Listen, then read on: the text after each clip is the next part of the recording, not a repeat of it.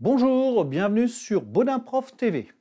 Alors, vous êtes en formation initiale, vous voulez vous renseigner sur les statuts juridiques des différentes entreprises, ou alors vous êtes en train de créer votre entreprise ou vous voulez changer de métier, donc nous allons voir quel statut juridique choisir. Il en existe un certain nombre en France, on va voir les plus utilisés.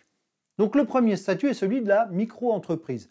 C'était le statut de l'auto-entrepreneur. Alors, il a un intérêt, celui-là, c'est parce que vous pouvez le cumuler avec votre emploi actuel.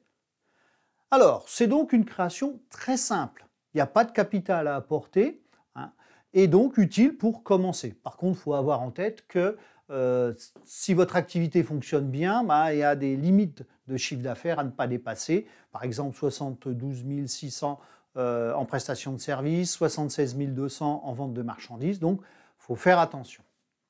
L'autre élément embêtant, c'est que vous allez avoir une responsabilité qui va être illimitée sur vos biens personnels. Ça veut dire qu'en cas de faillite, et si votre entreprise, vous voyez, ne peut pas rembourser ses dettes, on ira chercher sur votre propre argent ou sur vos biens personnels, c'est-à-dire voiture, résidence secondaire ou autre. La seule chose qui sera mise à l'écart, c'est votre résidence principale. Et ça, c'est exact, c'est la même chose pour tout ce qui est responsabilité limitée, peu importe le statut. Alors, petit résumé, donc vous êtes en ce qu'on appelle personne physique, entreprise individuelle. Il n'y a pas besoin de statut, il n'y a rien à rédiger. Le capital, il n'y en a pas besoin non plus. Responsabilité, c'est ça, illimité. Le dirigeant s'appelle un micro-entrepreneur. Avant, on appelait ça un auto-entrepreneur. Et le statut est travailleur indépendant. Ça veut dire que si vous n'avez pas votre emploi à côté et que votre entreprise ne fonctionne pas et que vous arrêtez, vous ne toucherez pas d'aide de Pôle emploi. L'autre statut, le plus ancien, c'est l'entreprise individuelle. C'est celui qu'on utilisait beaucoup à l'époque pour créer son commerce, son artisanat, etc. Vous allez voir que là aussi, vous êtes seul à le créer. Il n'y a pas besoin de capital minimum parce que là aussi, on englobe l'ensemble de votre patrimoine dans l'entreprise, sauf votre maison. D'accord ? Ce qui veut dire que la responsabilité est, elle aussi, illimitée. Donc, en cas de faillite, vous perdez votre entreprise, mais on peut aller jusqu'à chercher votre argent et vos biens personnels. Seule votre résidence principale est mise à l'écart. Si on résume, c'est encore une personne physique qui gère l'entreprise. Le statut, il n'y en a pas besoin de statut puisque vous êtes tout seul. Capital minimum, il n'y en a pas. La responsabilité illimitée. Le dirigeant s'appelle un entrepreneur. Et le statut est donc là de travailleur indépendant, donc il ne touchera pas d'aide de Pôle emploi en cas de fermeture de l'entreprise. Maintenant, si on veut limiter la responsabilité, on a un autre statut qui est l'entreprise individuelle à responsabilité limitée. Donc, très proche de l'entreprise individuelle, la seule différence, c'est que votre responsabilité est limitée aux apports, à ce que vous avez mis dans votre entreprise. Alors là, il faut être un petit peu précis. Si vous avez commis des fautes de gestion et qu'elles soient prouvées, ces fautes de gestion, là, on ira chercher sur vos biens personnels. Donc, il faut être rigoureux dans la gestion de votre entreprise. Donc, si l'entreprise disparaît parce que ça ne fonctionne pas, vous voyez, vous perdrez ce que vous avez mis dedans, mais vous n'irez pas perdre vos biens personnels. Alors, un petit résumé là aussi, entreprise individuelle, donc personne physique, pas besoin de statut, pas besoin de capital. Là, l'intérêt, responsabilité limitée aux apports. Le dirigeant, comme dans l'entreprise individuelle, on parle d'entrepreneur, mais là aussi, comme dans l'entreprise individuelle, c'est un travailleur indépendant, donc pas d'aide de Pôle emploi en cas de fermeture. On a terminé avec ce qu'on appelle les entreprises individuelles. Maintenant, on va avoir des entreprises de société, sociétaires. Ça veut dire que là, bien souvent, il va falloir des statuts. Et la plus fréquente en France est ce qu'on appelle la SARL. C'est la plus répandue, tout simplement parce qu'il suffit d'être 2 associés pour la créer. Il n'y a pas besoin de capital au départ. Et puis, votre responsabilité est limitée. Le RL est très important, limité à ce que vous avez mis dedans. Par contre, là aussi, s'il y a eu des erreurs de gestion par le gérant, on ira chercher sur ses biens personnels. Donc, si l'entreprise, par exemple, fait faillite, on perd l'argent que vous avez mis dedans, l'entreprise elle-même, mais on n'ira pas chercher vos biens personnels. Si je résume, alors là, faites attention, on est en personne morale, tout simplement, parce qu'on est en société. On a entre 2 associés minimum, je n'ai pas parlé du maximum, mais c'est une centaine. Donc on peut accumuler du capital hein, si chaque associé apporte de l'argent. Mais au départ, il n'y en a pas besoin. Alors faites attention, il n'y a pas besoin de capital. Si l'entreprise a besoin de crédit auprès de sa banque, le banquier va quand même se poser des questions si vous n'avez pas mis d'argent, vous n'avez pas pris le risque de mettre d'argent dans votre entreprise. Hein. Donc faites attention à ça, il y a souvent un minimum quand même. Hein. La responsabilité, elle est limitée aux apports, j'en ai parlé. Le dirigeant s'appelle un gérant. Et là, concernant son statut, il y a 2 possibilités. Soit il est minoritaire, c'est-à-dire qu'il a moins de 50% de la société. Et à partir de là, s'il est minoritaire, il est salarié. Et là, l'intérêt pour lui, c'est qu'en cas de faillite de l'entreprise, il touchera les aides de Pôle emploi. Par contre, s'il est majoritaire, il est travailleur indépendant, et là, il ne touchera rien.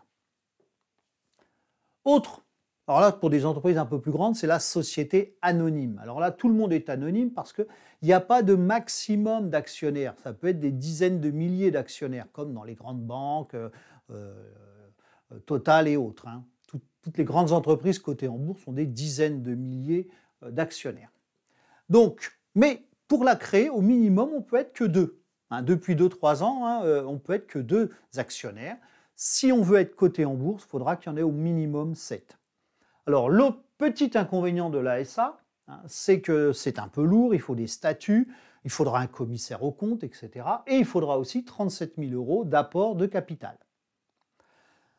L'intérêt, c'est que les apports, si vous amenez 100 € et que l'entreprise fait faillite, vous perdez 100 €, c'est tout. On n'ira pas vous chercher l'argent sur vos biens personnels.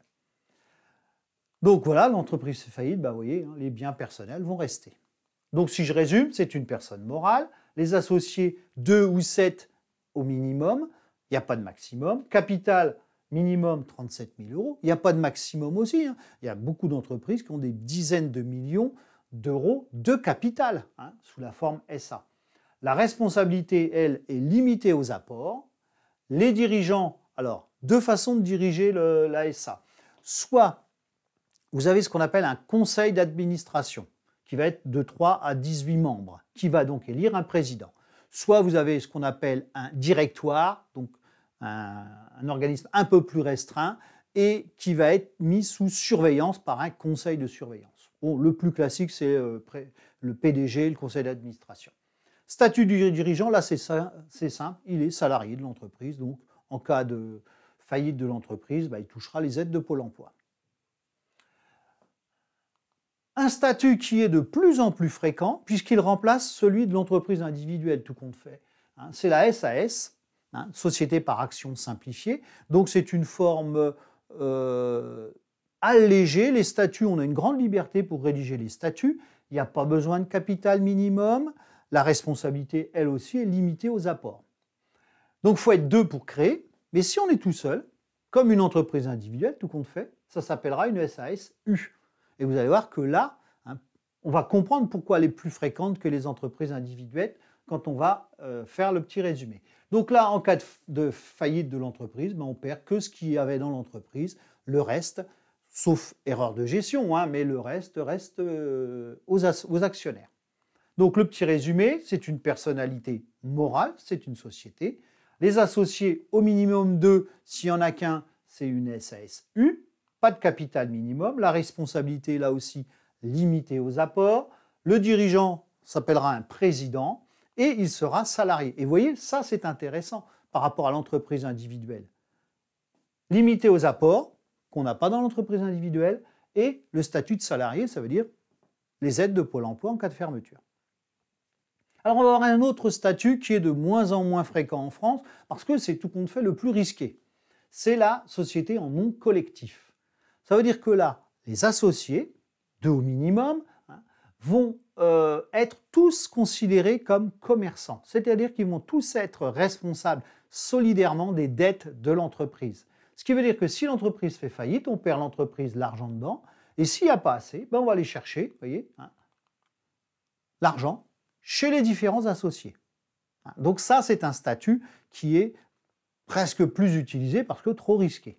Alors je résume quand même, c'est toujours une personne morale, au minimum 2 associés, pas de capital minimum, logique puisque tout est pris en compte, hein, les biens personnels aussi, donc responsabilité illimitée. Le dirigeant est un gérant, hein, et le gérant, là, même s'il est majoritaire, enfin même s'il n'est pas majoritaire, il est travailleur indépendant.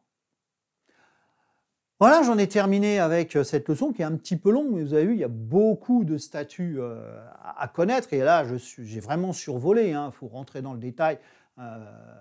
Sur Internet, vous pouvez trouver plein de choses sur chaque type d'entreprise. Donc, si vous avez aimé, n'hésitez pas à vous abonner à Baudin Prof TV, à liker la chaîne. Et je vous dis à bientôt. Au revoir.